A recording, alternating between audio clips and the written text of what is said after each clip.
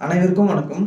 ஒரு விவசாயியுடைய குமுறல் சம்மந்தமான வீடியோ நான் இப்ப பின்னாடி அட்டாச் பண்ணி மறுபடியும் ஒரு ஷார்ட்டா போடுறேன். அத நீங்க கொஞ்சம் பாருங்க. அவரு எந்த அளவுக்கு பாதிக்கப்பட்டிருக்காருன்னு அந்த வீடியோ பார்க்குறப்ப எனக்கே ரொம்ப அழையா வந்துடுச்சு. ரொம்ப கஷ்டமாவும் போயிடுச்சு. அவரு அவ்ளோ செலவு பண்ணி பயிர் வச்சு பார்த்தீங்கன்னா, பேன் இறங்கி எல்லா பயிருமே நாசம் பண்ணிட்டு இருக்குது. இதுக்கு கவர்மெண்ட் சைட்லேருந்து எந்த இழப்பீடும் தரப்போறது கிடையாது. அட்லீஸ்ட் அவங்க எதிர்பார்க்கறது என்னன்னாக்கா, விலை கூடுதலா இருந்தாலும் பரவால்ல. விளைவிக்கிற பொருளுக்கு சரியான விலை தான் நிர்ணயம் பண்ணி, அது பொருள எடுத்துக்கிறது கிடையாது. அட்லீஸ்ட் வர நோய்க்கு மருந்து கண்டுபிடிச்சு குடுத்தானாச்சு, அவங்க விவசாயிங்க பயிர் ஒழுங்கா வச்சு அவங்களுடைய விளைச்சல சரியா கொண்டு போவாங்கல்ல. அரசாங்கம் என்னதான் பண்ணுதுன்றது ஒண்ணுமே புரியல. எவ்வளோ ரிசர்ச் பண்றாங்க, எதெதுக்கோ பண்றாங்க. சொல்லப்போனா நிலாவுக்கு போறாங்களாம், அங்க தங்கறதுக்கு ஹோட்டல் கட்டுறேன்றாங்க, என்னென்னவோ செய்றாங்க. ஆனா நம்ம சாப்பிடுற சாப்பாட விளைவிக்கிற விவசாயிக்கு ஒரு பிரச்சனை, ஒரு நோய் வருது. அது விவசாயிக்கு நோய் வரல. அந்த பயிருக்கு உண்டான நோய் வரத ஒரு ரெக்டிஃபை பண்றதுக்கு உண்டான மருந்து யாரும் கண்டுபிடிச்சு தர முடியல. இது நிலாவுக்கு போய் நம்ம என்ன பண்ண போறோம்? சாப்பிடுறதுக்கே நம்ம இங்க ஒண்ணும் கிடையாதுன்னா, நிலவுல போய் நம்ம என்ன பண்ண போறோம் சொல்லுங்க? அந்த விவசாயியுடைய வீடியோவ நான் அட்டாச் பண்றேன். கொஞ்சம் பாருங்க. பார்த்துட்ட பிறகு ஒரு சிலது நான் பேசுறேன். நீங்களே கேளுங்களேன். நன்றி, வணக்கம். அனைவருக்கும் வணக்கம். இந்த பதிவு எதுக்குன்னா, இந்த தமிழ்நாட்டில் இந்த மருந்து கடை வச்சுருக்காங்க இல்லையா, இந்த மருந்து கடைகள் தமிழ்நாடு முழுவதும் வச்சுருக்க மருந்து கடைக்கு தான் இந்த பதிவு. இப்போது தர்பூசணி பயிர் வைக்கிறோம், வெண்டை, கத்தரி, மிளகாய், புடலங்காய், நிறைய பயிர்கள், தோட்ட பயிர்கள். இந்த பயிருக்கெல்லாம் ஒரு நோய் ஒன்று வருது. அந்த பேனுன்ற ஒரு நோய் கண்டிப்பாக வருது. அதை வாங்கி மருந்து கடையில் வாங்கி நாங்கள் அடிக்கிறோம். அது தெளிவாக மாறுது. ஆக்சுவலாக அது சாவ மாறுது. அந்த பேன் சாவ மாறுது. அது ஏன்னு தெரியல. ஆனால் ஒவ்வொரு மருந்து கடைக்கு போய்ட்டு கேட்குறோம். எல்லாம் நாங்கள் விவசாயெல்லாம் நாங்கள் ஏமாந்தோங்கன்றது எல்லோரும் புரிஞ்சுக்கினீங்க. அது ஒட்டுமொத்த விவசாயம் ஏமாளி தான். அது தமிழ்நாட்டு விவசாயியை பொறுத்தவரையிலும் நாங்கள் எல்லாம் ஏமாளி தான். அது தெரிஞ்ச இந்த மருந்து கடைக்கார ஒட்டுமொத்த பேரும் நீங்கள் என்னென்ன பண்ணுறீங்கன்னா, நல்ல மருந்து எதுவும் கொடுக்க மாட்டீங்க.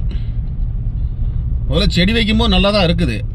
அது வச்சுட்டு நாங்கள் மருந்து விட்டு மருந்து அடிக்கும் போது தான் அந்த செடிக்கே நோய் வருது. அப்போ எங்களுக்கு என்ன சந்தேகம் ஏற்படுது அப்படின்னா, மருந்துலேயே நீங்கள் நோயை உருவாக்கி அந்த மருந்துக்கு மஞ்சளுக்கு ஒரு நோய் மருந்து கொடுக்குறீங்க, அதுக்கப்புறம் அந்த மஞ்சள் செடி வைக்க இன்னொரு மருந்து கொடுக்குறீங்க, அதுக்கப்புறம் ஒரு கருகள் வருது, அதுக்கு ஒரு மருந்து கொடுக்குறீங்க. அதை எல்லாமே நீங்கள் மருந்துலேயே உருவாக்குறீங்களா டவுட்டும் எங்களுக்கு வருது.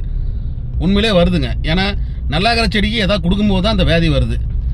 அப்போது நீங்கள் சம்பாதிக்கணுன்றதுனால விவசாயியுடைய வயத்தில் அடிக்காதீங்க. தயவுசெய்து சொல்கிறேன், விவசாய வயத்தில் அடித்தா எவனும் தொடங்க மாட்டீங்க. நீங்கள் பாதிக்கு பாதி சம்பாதிக்கிறீங்க, சம்பாரிச்சிட்டு போங்க. எங்கள் பயிரை நல்லா இருக்கிற மாதிரி எங்களுக்கு மருந்து கொடுங்க. ஒரு மனுஷ சாவடிக்க மருந்து இருக்குது. அந்த பேனை சாவடிக்க மருந்து இல்லையா? என்ன பேன் என்ன தேசிய பறவையா? இல்லை பேனை எதை சாவடி கூட சட்டம் போட்டிருக்காங்களா கவர்மெண்ட்டில்? ஏன் அந்த பேனுக்கு நீங்கள் மருந்து கண்டுபிடிக்க மாட்டீங்க? எத்தனை மீட்டிங் போகிறீங்க? இதை அடிங்க, அதை அடிங்க, கிரேஸாக அடிங்க, அதை அடிங்க, வெங்காயம் வெள்ளை பூண்டு அடிங்க, இதை எடுத்து வேரில் விடுங்க, இது கசப்பு தன்மையை கொடுக்கும். கசப்பு தன்மையை கொடுத்து அந்த பேனை சாப்பிட விடாத பண்ணும். உங்கள் கொடி ஓடுன்றீங்க. எல்லாத்தையும் வாங்கி ஓடுறோம். கொடி எந்த வெங்காயத்தில் ஓடுது? இன்னும் நீங்கள் கொடுக்குற மருந்து அடிக்க தான் இன்னும் அதிகமாக பேர். நீங்கள் கொடுக்குற மருந்தை அடிக்க தான் அது பேன் இன்னும் நல்லா வளர்ச்சி அடையுதுன்னு நினைக்கிறேன். நீங்கள் வளர்ச்சி அடைய மருந்து கொடுக்குறீங்களா, இல்லை நீங்கள் விவசாய தாலியாக இருக்க மருந்து கொடுக்குறீங்களா? ஒட்டுமொத்த தமிழ்நாட்டில் இருக்கிற ஒட்டுமொத்த மருந்து கடை வச்சு நீங்கள் லைசன்ஸ் வாங்கி வச்சுக்கிட்டு நீங்கள் கோடியாக சம்பாதிச்சிட்டு இருக்கீங்க. நீங்கள் விவசாயி கோடியாக கடனாக ஆகிட்டு இருக்கா, இல்லை லட்சக்கணக்கில் கடங்காரன். நீங்கள் விவசாயி பூரா கடங்காரன் தானே இருக்கா? எவனாச்சும் வளர்ந்துருக்கானா விவசாயத்தில்? எவனாச்சும் வளர்ந்துருக்கானா? எதுக்கு அவங்க தாலி அறுக்குறீங்க சொல்லுங்கள்? இன்றைக்கி ஒரு 10 ஏக்கர் போட்டிருக்கோம். அதில் பேன் இறங்கிடுச்சு.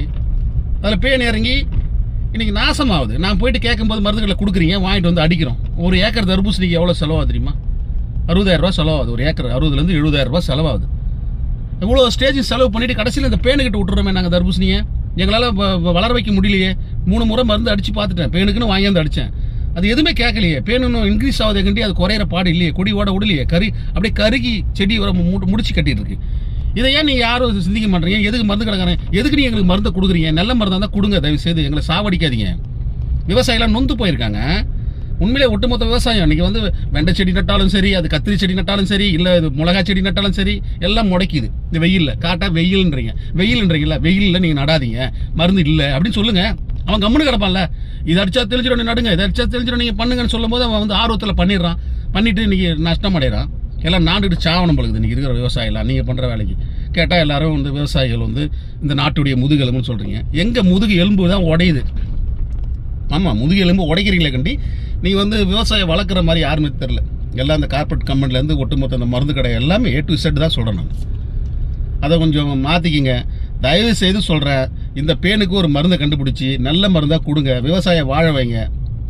அது வாழ வைக்கலைன்னா மருந்து கடையை ஒரு நாளைக்கு விவசாயிகளை இறங்கி ஒட்டுமொத்தமாக உடச்சிடுவாங்க. இது ஒரு கண்டன பதிவாக கூட போடுறோம் நாங்கள். நீங்கள் லாபம் பார்க்க விவசாயி தாலியாக இருக்காதீங்க, தயவு செய்து சொல்கிறோம். வேணாம், மருந்து ஒழுங்கான மருந்தை கொடுங்க. இதை ஷேர் பண்ணுங்கள்.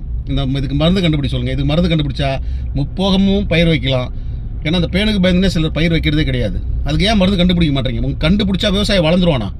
விவசாயம் வளர்ந்துருவானா? கண்டுபிடிக்க மாட்டேங்க. அதான் உண்மைன்னு நினைக்கிறேன் நான். விவசாயம் வளர்ந்துட்டானா நீங்கள் அவன் பசுமையாக போகக்கூடாது. நீங்கள் சம்பாதிக்கிறதுக்கு அவன் வந்து அவன் பொண்டாட்டி தாலி இடத்துலாம் அவன் கடங்காரன் ஆகிடணும். அப்படி தானே? அப்படியே நினைக்கிறீங்க நீங்கள் எல்லாருமே. தயவு செய்து சொல்கிறேன், நீங்கள் ஒட்டுமொத்தமாக இதெல்லாம் ஷேர் பண்ணுங்கள். அந்த பேனுக்கு உண்டான மருந்து நான் முதல்ல ஆராய்ச்சி பண்ணி கண்டுபிடிங்க தயவு செய்து. அனைவருக்கும் வணக்கம். இப்போ நீங்கள் அந்த வீடியோவை பார்த்துருப்பீங்க. அவர் என்ன கேட்குறாரு? அவர் வந்து காசு பணம் கூட கேட்கல, நஷ்டஈடு கூட கேட்கல. அவர் எதிர்பார்க்கறது ஒன்று, அதாவது நாங்கள் பயிர் வைக்கிறதுக்கு வர நோய்க்கு சரியான மருந்து தான் கண்டுபிடிச்சி கொடுங்க அப்படின்னு மட்டும்தான் அவங்க எதிர்பார்க்குறாங்க. அதை செஞ்சு கொடுத்தாலுமே விவசாயம் வந்து விவசாயி வந்து கரெக்டாக விவசாயம் பண்ணி அவங்களுடைய மகசூலை வந்து பெருக்கிக்குவாங்க. அதை விட்டுட்டு வந்து என்னென்னத்துக்கோ ரிசர்ச் பண்ணுறீங்க. விவசாயத்துக்கு ரிசர்ச் பண்ணுறதுக்கு ஊக்குவிச்சாலுமே நோய்க்கு உண்டான மருந்து வந்து கரெக்டான மருந்து கண்டுபிடிப்பாங்கல்ல. இப்போ இந்த விவசாயி அடுத்து பயிர் வைப்பாரான்றது யோசிக்கிற நிலைமை ஆயிடுச்சுல்ல. அவருடைய லாஸ் கேள்விப்பட்டால் பல லட்சம்ன்றாங்க. அவருடைய நிலைமை எப்படி இருக்கும் யோசிச்சு பாருங்க. கள்ளச்சாராயம் குடிச்சு செத்து போகிறவங்களெல்லாம் 10 லட்சம் நஷ்டம் எடுத்துறீங்க. இந்த மாதிரி வந்து விவசாயி வந்து பயிர் வச்சு அவங்களுக்கு நஷ்டம் ரொம்ப ஏற்படுது. அவங்களுக்கு ஏதாச்சும் நஷ்டஈடு கொஞ்சம் கொடுத்தீங்கன்னா அவங்களும் வந்து அடுத்த டைம் பயிர் வைக்கிறதுக்கு ஒரு நம்பிக்கை வரும். அதுக்கு தயவு செஞ்சு அரசாங்கம் வந்து ஏதாச்சும் ஒரு நல்ல முடிவு எடுத்து பாதிக்கப்பட்ட விவசாயிங்களுக்கு வந்து நஷ்டஈடு கொடுக்கணும். அப்போ தான் வந்து விவசாயம் வளரும். இல்லைன்னு வச்சுங்களேன், விவசாயி வந்து தொடர்ந்து நஷ்டமே வந்துட்டு இருந்தா அவங்க அடுத்து பயிர் வைக்கணுன்ற எண்ணமே வராது. அவங்க விவசாயம் செய்யறதுக்கு இப்போ ஒரு தொழில் செய்கிறோம், இல்லை ஏதோ ஒன்று எது செஞ்சாலும் நமக்கு வந்து லாபம் வரணும்ல. லாபம் வந்தால் தான் நம்ம அந்த வேலை செய்வோம். லாபம் வர்றதுக்கு நம்ம எதுக்கு அந்த வேலை செய்ய போகிறோம்? விவசாயம் பண்ணுறோன்னா அவங்களுக்கு வந்து அவங்க பெருசாக எனக்கு தெரிஞ்ச வரை விவசாயிங்க எதிர்பார்க்கறது வந்து லாபமே இல்லைனாலும் பரவாயில்ல, ஆனால் நஷ்டம் வந்துடக்கூடாதுன்னு ரொம்ப ஆசைப்படுறது. அதுதான் அவங்க ஆசைப்படுறது. ஆனால் தொடர்ந்து நஷ்டமே வந்துட்டு இருந்தால் அவங்க என்ன பண்ணுவாங்க? தயவு செஞ்சு அரசாங்கத்துக்கு எதனா ஒரு நல்ல முடிவு எடுத்து நல்ல நடவடிக்கை எடுத்தால் நல்லா இருக்கும்ன்ட்டு அனைவரும் சார்பாக நான் கேட்டுக்கொள்கிறேன். நன்றி, வணக்கம்.